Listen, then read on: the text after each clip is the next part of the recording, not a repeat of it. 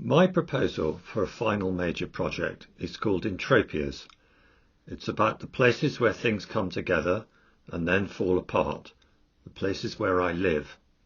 It's a blend of geography, autobiography and metaphor in the tradition of photographers like Robert Adams. My stage set, if you will, are 4 villages and their land in central Oxfordshire. It's a typical home counties mix of suburbia, villages, light industry, small holdings, woods and farmland, with a river and a canal running through it all. Entropias is really a series of questions. What do we mean by land, by place, by geography? Is it, for example, a privileged patriarchal view, beloved of so many landscape photographers, and harking back through pictorialism to the days of Claude Lorraine? For many of us now, place has come to mean the liminal edgeland spaces of modern cities and suburbia. So many of us live here, and photographers like Mark Power have shown that these places are rich in creative potential, but they're also denuded, limited, melancholic, not the whole story. Any heavily populated area poses the question of whether people feel connected to land and place at all, and one aspect of the modern world's tendency to see everything as a disposable commodity is land and place as a dumping ground. It tells us that we live in a culture of lost connections. No roots, why care? Another aspect of viewing land and place simply as commodities is agribusiness.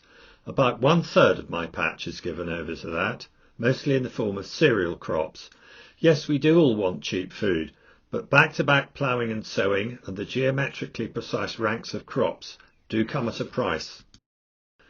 The truth is that modern agribusiness is unsustainable, and we all know it.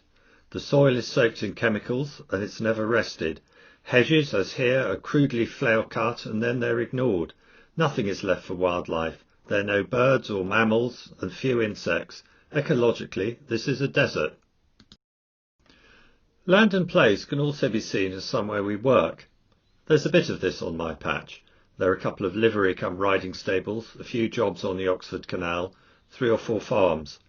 But most of us work in cities now, and modern industries too.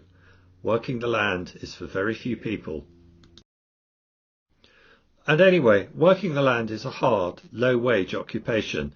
The livery stables cater to the wealthy middle classes who in fact come from elsewhere. And the land itself is poor, unimproved pasture mostly, trodden and eaten down to its roots. Chewed wooden fencing is after all a sign of bored livestock. Land and place as a theatre of leisure, an Arcadia, has a long history, and there's plenty of that on my patch. There are footpaths, agreeable views, picnic spots, a swimming place or two in the river.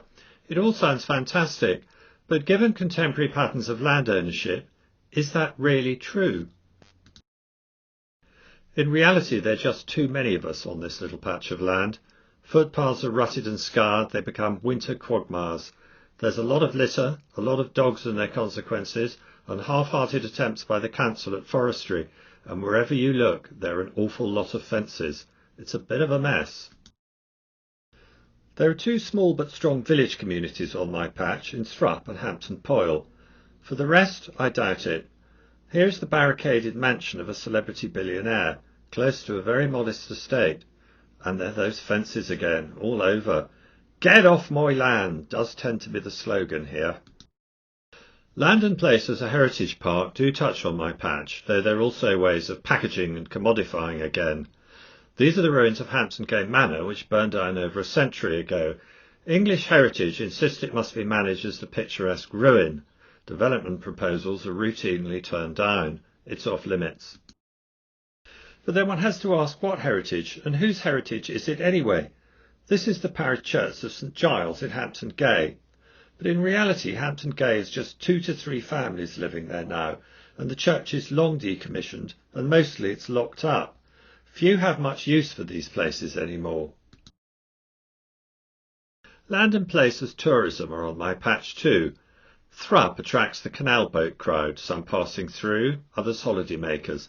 There's the busy tea rooms, a kayaking centre, and pleasant canal-side walks. The perfect Martin Parr land, you might think. Is it?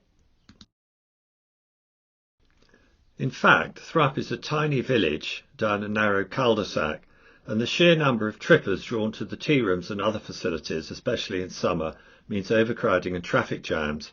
Residents are very unhappy, tempers are frayed. The tea rooms are not in fact a welcome presence here at all. There's one outstanding example on my patch of land and place as both sustainable and holistic, and that's Willowbrook Farm. This is an organic smallholding run by an enterprising and lovely Muslim family. Actually, they're pioneers. Willowbrook Farm is one of the richest aspects of this project. Land as poetry is where geography, autobiography and metaphor come together in moments that can't be anticipated or constructed, but which are absolutely vital to any project. It is these moments that connect me straight into the practices of photographers like Alex Soth and Gregory Halpern. And as Alex Soth points out, photography doesn't come with a beginning, a middle or an end. We have to make our own story out of what are sometimes visual haikus. These moments, if I am gifted with enough of them, will be among the most important things I will be photographing for my final major project. These are building blocks. So what really are land and place? Any answer would probably be boring, so let's stick to questions.